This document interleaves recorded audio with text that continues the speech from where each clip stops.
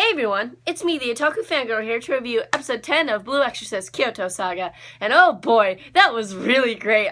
Seeing some scenes animated, I almost teared up seeing them. I was like, oh my gosh, it's this part. But anyway, so with Yukio, let's go with him first and his situation. And he just basically comes up with a plan to defeat Toto after this really interesting battle to watch between Toto and the Exorcist of Kyoto. You know, that was a very interesting battle to watch. I was like, oh man, this is really great to watch, because I read the manga, so like seeing that animated is great.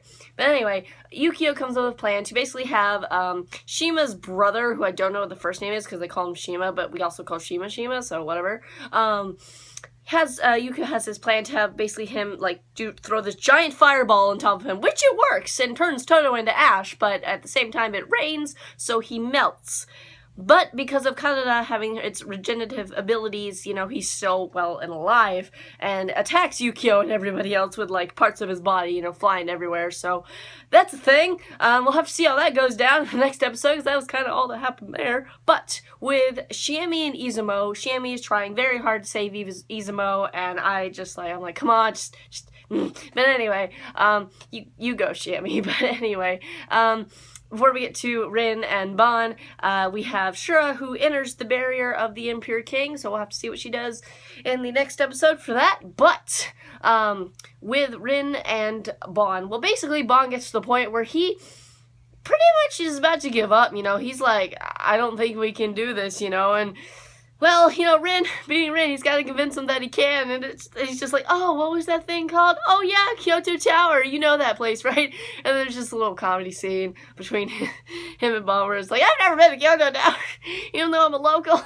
Oh, gosh, that was pretty funny. But it was a very nice scene, very touching scene, too. It was just like, aw. Also, the music throughout this episode was really great. Like, when, for instance, Toto was fighting the Kyoto people, that was really nice music there. But, on the other hand, when they actually went to Bon and Rin the second time, there was this music playing in the background, and I could hear some faint lyrics, so I'm not sure, and I was just like, oh man, this sounds like a cool song. But anyway, so that was the thing, and Bon, of course, believes in the friendship, so he's like, you know what, we're friends. And then, well, Rin finally gets his sword to work. Yay! I was just so happy to see it. I was like, finally!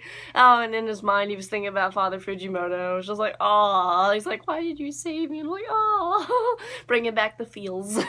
Oh, gosh, bringing back them feels of Fujimoto. But anyway, yeah, so Rin just, goes all out and attacks the Impure King, but not exactly defeated quite yet. Not quite yet. But he's getting there. Rin is definitely getting there. And oh boy.